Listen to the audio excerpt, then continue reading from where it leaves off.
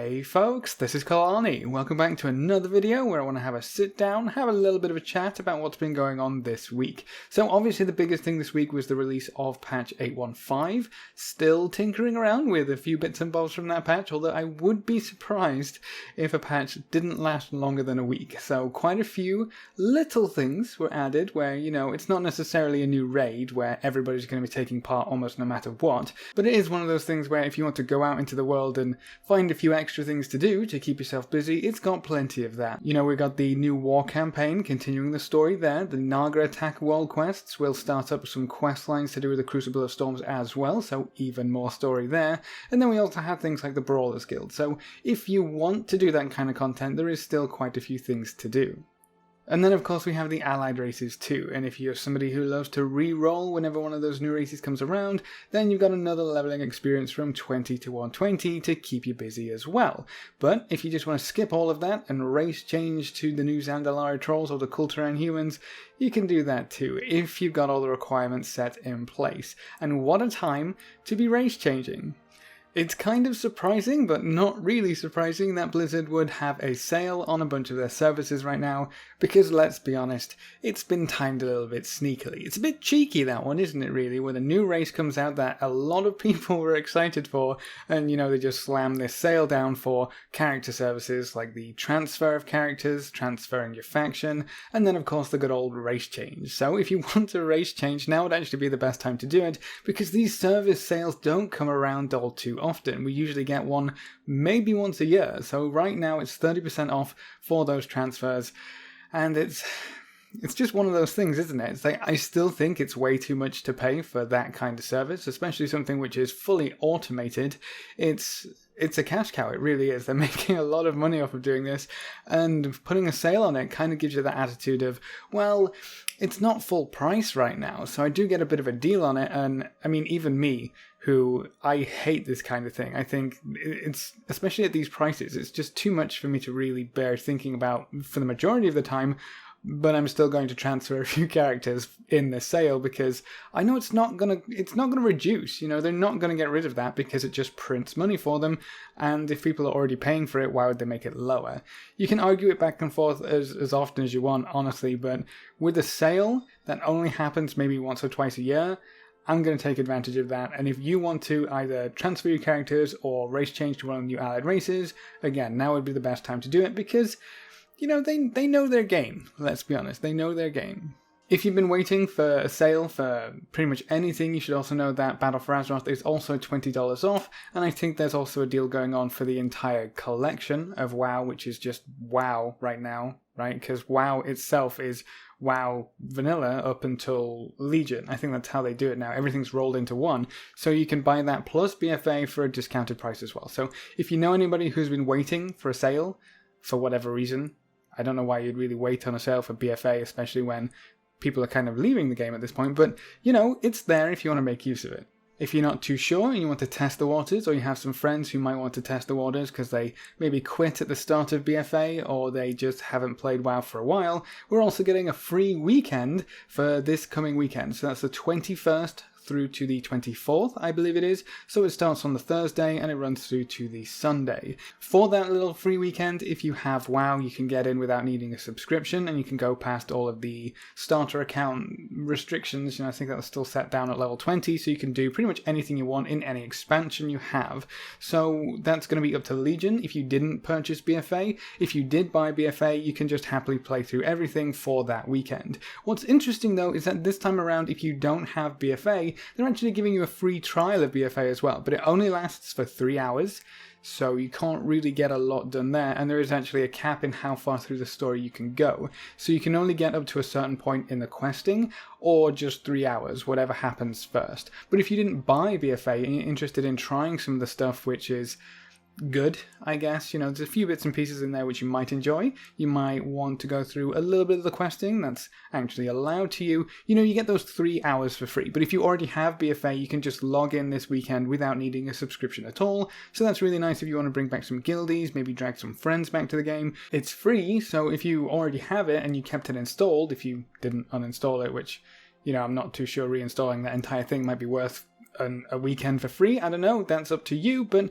again, it's free this weekend for anyone to try. That's not the only thing coming on the 21st though. We're also going to get another dev Q&A. So Ian and Laura will sit down and answer some questions which probably shouldn't have been asked, and we'll hopefully get some answers which actually mean something. Although I wouldn't really put any money on it. We'll kind of see how that goes. Usually the Q&As seem to be either hit or miss the majority of the time, but we still get one or two pieces of decent information. Hopefully, or at least I'm hoping, that we get some information on the PTR for patch 8.2, because typically they'll put the next PTR onto the PTR, I guess. They'll put the next patch onto the PTR, rather, pretty soon after the patch goes live, which, you know, was being worked on before. So 8.15 went live, so 8.2 should go onto the PTR relatively soon, even if it's just the, like, simple bare bones stuff.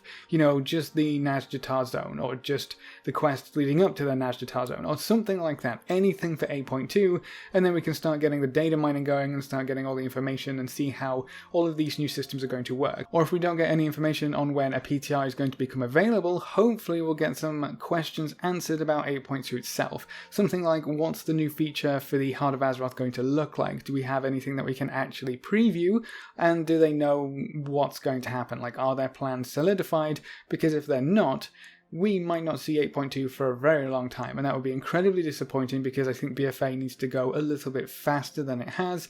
Because, you know, compared to Legion, they're way behind schedule. So if they're going to actually aim for that kind of schedule, they need to meet it. They need to hit those deadlines. Otherwise, it's just going to be drawn out, and we're going to end up with another content drop, which nobody wants, really. And then we'll head into the next expansion. Hopefully that's amazing. But either way, the new dev Q&A coming on Thursday. That's the 21st.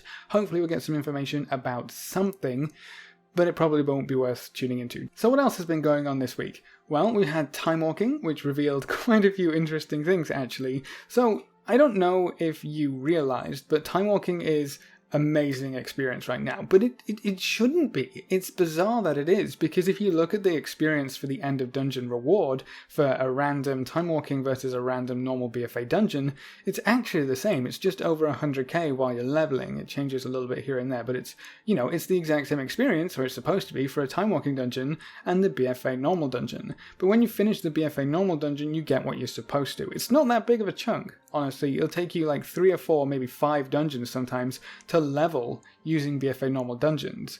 Timewalking gives you half a level guaranteed every single time. So Timewalking, for some reason, is rewarding way more experience at the end of a dungeon than it's supposed to. So something seems to be off with the scaling there. I don't know if it's because we're scaled down and, you know, the experience is being really weird, or the experience that is shown is wrong. I don't know, but Timewalking gives more experience than it necessarily should right now, but that's not the only weird thing going on with Timewalking. You might remember, if you played in Mist of Pandaria or Warlords of Draenor, the 300% experience potions. Now, if you know what they are, you probably know where I'm going with this. So these experience potions gave you 3 times the experience for pretty much any activity, but they only lasted for a short amount of time, and they had a level cap. The Warlords of Draenor ones are the ones which are kicking around the most, and they had a level cap of 99. So, if your Timewalking scales you to below level 99, those triple XP potions actually work for any level that you are above that. So people were doing this at 115, 110, and getting to the end of a Timewalking dungeon, popping a potion, and getting 3 levels from a single Timewalking dungeon. Which, again, seems to be something going wrong with the scaling there, but I think it's hilarious that this kind of thing is actually happening in Timewalking. But there's some other crazy things been going on with the experience this week as well. Now, if you've been leveling any alts recently, you probably know about the Warfront potions. They cost 5 medallion thingies, you know, the Warfront token, and then you get 10% bonus experience. The duration has been bugged for God knows how long, so it never actually shows you how long it's going to run for. It's supposed to last for 1 hour. Now, many of you probably didn't try to use a second potion while you still had one running. Method Josh decided to do that 72 times, and it was stacking. He could get a stacking potion buff, so he had 10% for every potion running, and surprise, surprise, he managed to level from 110 to 120 in a freehold run in about 20 minutes. So that got patched very quickly, but I'm wondering why so many things are kind of breaking with patch 8.15. That one seems a bit weird, and I swear that I would have tried to refresh a potion sometime while I was leveling my warrior, and I don't remember it ever trying to stack or even allowing it to show up as a second buff, but I mean, I have no idea what could have broken that and caused that to allow it to be stacked, but it has been fixed, sadly. The time-walking things, I don't know if they'll fix that, and I don't know if they'll be able to simply because of how the level scaling works. That level scaling is the same thing which allowed you to use set bonuses back in the day before they broke that and, you know, nerfed the capability of plowing through time-walking thanks to it, but it's also the thing that allows you to use your legendaries once again. So they either remove all of it, or I guess none of it, and if they don't remove any of it, your 3 times experience potions might be worth a little bit more. Bear in mind that you can't actually get your hands on them from the usual locations anymore, they don't drop anymore. So there is a finite resource there, which you'll be paying a large premium for. I think on many servers they're 50,000 gold to 100,000 gold a pop, and they only last for 15 minutes. So it's definitely going to be a huge investment if you want to do that. And then to wrap up this little video, there are also some dungeon changes. So the major one for a lot of people is going to affect the weekly dungeon event. That's not going to pop up until not this reset, but next reset, I believe it is. And basically they fixed it so you can't just kill the last boss in Freehold 4 times and call it a day. You do have to go through an entire dungeon. Sad, I know, but you will have to finish the entire dungeon for it to count towards your 1 of 4. So Freehold still might be one of the fastest ones. You're just going to have to clear all of the bosses now instead of just the last boss. A few extra minutes were thrown onto the timers for Shrine of the Storm and King's Rest. An extra 3 minutes were given. So typically, you know, a lot of groups are cutting it close on those 2 dungeons specifically because they are quite difficult, especially with the amount of trash just jam-packed into those dungeons. There's a crazy amount of trash. I wonder what the percentage would be actually if you kill them all even on a teaming week. That's probably way overboard, but an extra 3 minutes will give you a bit of time to get through some of the extra trash and eventually get that last boss down, so it should be a lot easier to time those 2 keys. Now speaking of trash, a lot of lower health mobs, the ones that immediately come to mind are at the front of Shrine of the Storm. Shock horror why no one wants to run that dungeon, but the little globules, any lower health mob like those globules will no longer trigger an affix on death. So you know that's especially important for bursting and bolstering and that kind of thing. I know some of them didn't bolster each other, but having that bursting gone is huge. And then there are also some changes to reaping. Specifically, the caster mobs from reaping will get a little closer to their target before they just plant and start chain casting, so that should make it easier to group everything up, hopefully. And then some caster mobs in dungeons will also change to basically create a melee mob as a ghost instead of a ranged mob. You're just going to have less ranged ghosts in many reaping dungeons, which had a lot of those ranged ghosts at one time, like the alchemists in Motherlode, because when you got a reaping through there you had a whole bunch of tormented souls. Now you just get a whole bunch more risen souls instead.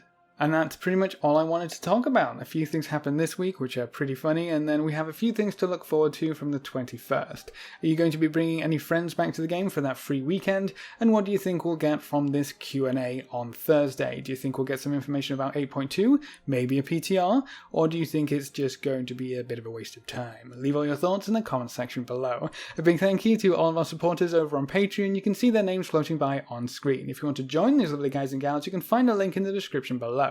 Remember to leave a like just below the video before you leave. If you want to see more, make sure to subscribe. But apart from that, thanks for watching folks, good luck and have fun, and as always I will see you next time.